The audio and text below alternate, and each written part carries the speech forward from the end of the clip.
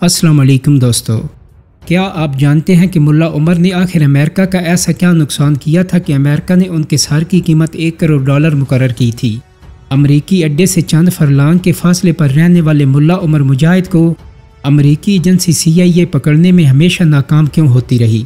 مفتی منیب الرحمان ملا عمر سے ملنے قندھار پہنچے تو انہوں نے وہاں کیا دیکھا؟ ملا عمر کے دور حکومت کی ایسی کون سی کامیابیاں تھیں جو ہمارے ٹی وی چینلز ہمیں بتاتے ہی نہیں تھے؟ ملا عمر سے انٹرویو کرنے کے لیے حامد میر کس کی مدد سے افغانستان پہنچا اور حامد میر نے وہاں جا کر کیا دیکھا؟ اور افغانستان میں طالبان حکومت کے قیام کے بعد ملا عمر کے بیٹے کو کون سا اہم عہدہ دیا گیا؟ تو دوستو، آج کی ویڈیو میں امارات اسلامی افغانستان کے سپریم لیڈر ملا محمد عمر مجاہد کی زندگی سے متعلق 25 دلچسپ فیکٹس آپ تک شیئر کیے جائیں گے۔ نمبر 1، ملا محمد عمر کے والد کا نام مولوی غلام نبی تھا، جو افغانستان کے جنوبی صوبے قندھار کے خاکرے ضلع کے نوائی علاقے چائے ہمت میں رہتے تھے۔ پٹھانوں کے ہوتی قبیلے کی شاختمزئی سے تعلق رکھنے والے مولانا غلام نبی کا شمار اپنے علاقے کے معززین میں ہوا کرتا تھا۔ نمبر 2، سن 80 کی دہائی میں سوویت یونین کے خلاف شروع ہونے والی افغان جہاد میں ملا عمر مجاہد نے بڑھ چڑھ کر حصہ لیا۔ وہ سالہ سال تک روسی فوجیوں کے خلاف برسر پیکار رہے۔ گوریلا جنگ کے ماہر سمجھے جانے والے ملا عمر اس دوران 4 مرتبہ شدید زخمی ہوئے اور ایک موقع پر تو ان کی دائیں آنکھ بھی روشنی سے محروم ہو گئی۔ نمبر 3، ملا عمر کہا کرتے تھے کہ میں جہاد کی تکمیل کے لیے اپنے لہو کا آخری قطرہ بہانے کے لیے بھی تیار ہوں۔ یہ جہاد اس وقت تک ہوتا رہے گا جب تک افغانستان میں خون ریزی ختم نہ ہو جائے اور ہمارے لوگوں کی زندگیوں میں اسلام نہ آ جائے۔ نمبر 4، سال 1994 میں قندھار کے ایک گمنام سے مولوی ملا محمد عمر نے اپنے چند ساتھیوں کو ساتھ ملایا اور مقامی بدماشوں اور وارلارڈز کے خلاف مسلح جدوجہد کرنے لگے۔ چونکہ ملا عمر مجاہد کی قیادت میں لڑنے والے زیادہ تر طالب علم تھے، لہٰذا یہ لوگ طالبان کہلائے۔ نمبر 5، ملا عمر کی تحریک طالبان کا آغاز پاکستانی بارڈر سے متصل صوبے ننگرہار سے ہوا تھا۔ پہلے تو اس گروپ کی سرگرمیاں چند علاقوں تک محدود تھیں اور یہ لوگ ملک میں فحاشی اور غیر اخلاقی عناصر کے خاتمے کے لیے کوشاں تھے، لیکن پھر گزرتے وقت کے ساتھ تحریک طالبان کی قوت میں اضافہ ہوتا گیا اور اگلے چند مہینوں میں طالبان کا دائرہ کار دیگر علاقوں اور صوبوں تک وسیع ہو گیا، اور پھر ستمبر 1996 میں طالبان نے افغان دارالحکومت کابل پر قبضہ کر لینے کے بعد افغانستان میں اسلامی امارت کی بنیاد رکھی۔ نمبر 6، طالبان کی حکومت قائم ہو گئی تو ملا محمد عمر مجاہد کو امیر المومنین کا خطاب دیا گیا اور وہ امارات اسلامی افغانستان کے سپریم لیڈر بن گئے اور سرزمین افغانستان پر طالبان حکومت کو پاکستان سمیت دنیا کے کئی دیگر ممالک نے تسلیم کر لیا۔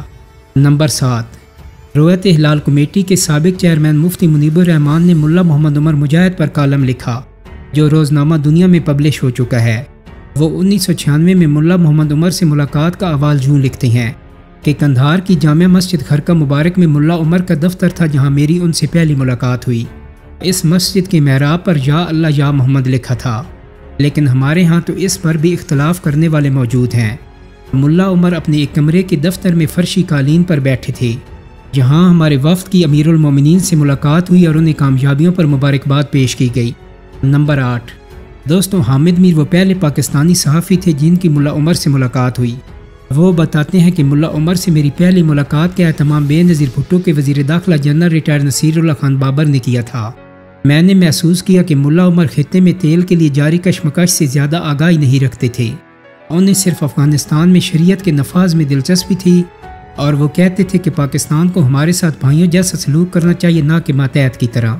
نمبر 9، دوستو، ملا عمر کی حکومت قائم ہو جانے کے بعد افغانستان کے امن کے حوالے سے غیر یقینی صورتحال کا مکمل خاتمہ ہو گیا۔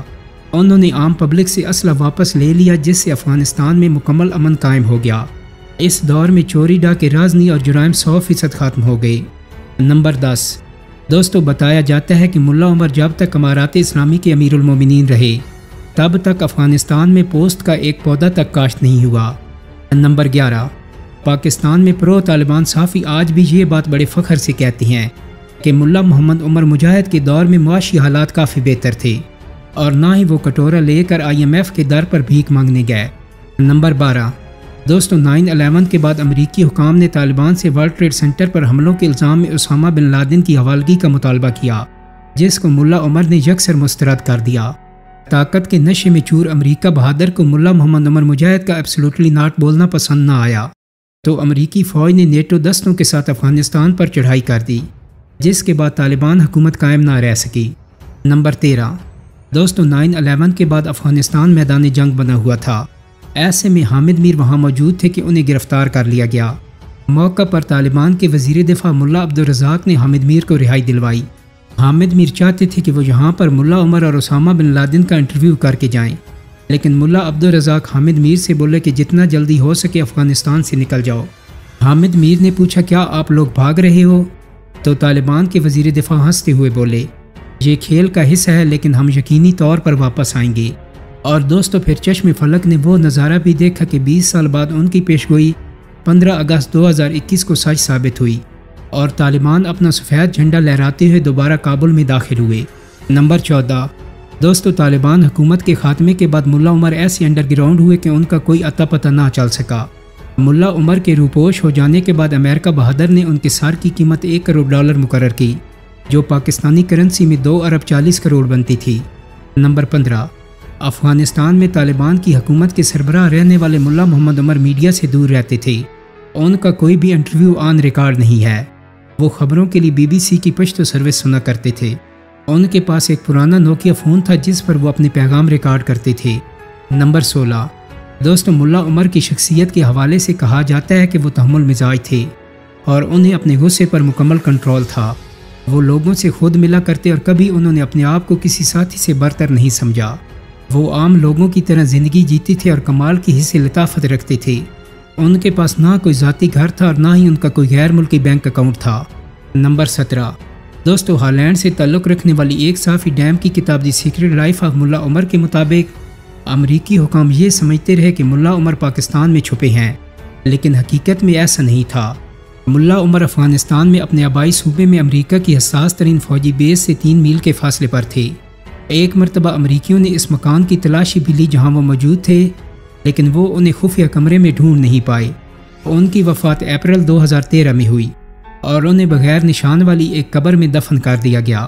نمبر 18 دوستو آپ کے علم میں ہوگا کہ 2015 میں ایسی خبریں سامنے آئیں کہ ملا محمد عمر 29 جولائی کے روز کراچی میں انتقال کر گئے ہیں، جس کے بعد طالبان نے تردید کرتے ہوئے بتایا کہ ملا عمر پاکستان نہیں بلکہ افغانستان میں قیام پذیر تھے، جہاں 29 جولائی 2015 کے روز وہ وفات پا گئے۔ نمبر 19 دوستو ملا محمد عمر مجاہد نے اپنی زندگی کے آخری 7 سال ایک چھوٹے سے کمرے میں گزارے۔ اس کمرے میں لکڑی کے ایک تخت، ایک ہیٹر، ایک کولر اور چند ضروری اشیاء کے علاوہ کچھ اور نہ تھا۔ افغان صوبہ زابل میں واقع یہ کچا گھر ایک طالب علم عبدالصمد کا تھا جو ٹیکسی چلا کر گزر بسر کرتا تھا۔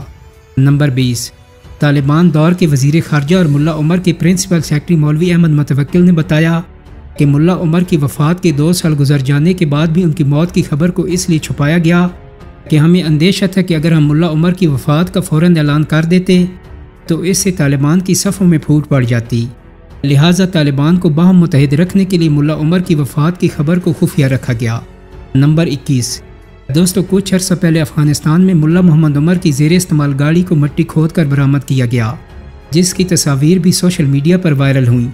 طالبان حکومت کے ایک عہدیدار محمد جلال کے مطابق یہ گاڑی ان کے بانی رہنما ملا عمر کی زیر استعمال رہی تھی اور ملا عمر مجاہد اس ٹویوٹا ویگن کو امریکی حملے کی شروعات کے دوران سفر کے لیے استعمال کیا کرتے تھے۔ نمبر 22 دوستو سال کی جنگ کے بعد 2021 میں طالبان نے ایک بار پھر سے افغانستان پر حکومت قائم کر لی۔ افغان حکومت کے وزیر دفاع ملا محمد یعقوب ملا عمر کے صاحبزادے ہیں۔ 32 سالہ ملا یعقوب طالبان کے نائب سربراہ بھی ہیں۔ نمبر 23 دوستو 1960 میں پیدا ہونے والے ملا عمر اپنے والدین کی اکلوتی اولاد تھے۔ ابھی وہ 3 سے 4 برس کے ہوئے تھے کہ ان کے والد کا انتقال ہو گیا اور ان کا خاندان قندھار صوبے سے صوبہ ارزگان نقل مکانی کر گیا۔ نمبر 24 ننھے ملا محمد عمر مجاہد کی پرورش اور تعلیم و تربیت کی تمام تر ذمہ داری اس کے ایک چچا نے لے لی۔ دوستو ایسا بھی بتایا جاتا ہے کہ چچا نے عمر مجاہد کی والدہ سے شادی بھی کر لی تھی۔ ملا عمر مجاہد کو گاؤں کے ایک دینی مدرسے میں داخلہ دلوایا گیا اور وہ کئی سالوں تک افغانستان کے مدارس میں زیر تعلیم رہے۔ نمبر 25 دوستو بتایا جاتا ہے کہ ملا عمر خیبر پختونخوا کے ضلع نوشہرہ کے دارالعلوم حقانیہ کوڑا خٹک میں زیر تعلیم رہے اور سابق MNA مولانا عبدالحق کا قائم کردہ مدرسہ آج بھی اس بات پر فخر کرتا ہے کہ طالبان قیادت کی اکثریت ہمارے جامعہ کی فارغ التحصیل ہے۔ آپ نے مولانا عبدالحق کے صاحبزادے مولانا سمیع الحق کے بارے میں تو سن رکھا ہوگا۔ کہ انٹرنیشنل میڈیا میں انہیں فادر آف طالبان کہا جاتا تھا۔ دوستوں، امید کرتا ہوں کہ میری آج کی ویڈیو آپ کو پسند آئی ہوگی۔ اگر ویڈیو اچھی لگی ہے تو اس کو لائک اور شیئر کر دیں۔ میرے چینل کو سبسکرائب کرنے کے ساتھ ساتھ بیل آئیکن کو بھی کلک کر دیں تاکہ آپ کو میری آنے والی مزید ویڈیوز کے نوٹیفیکیشن ملتے رہیں۔ بہت جلد ہی ایک نئی ویڈیو کے ساتھ ملاقات ہوگی۔ اپنا بہت سارا خیال رکھیے گا۔ اللہ حافظ۔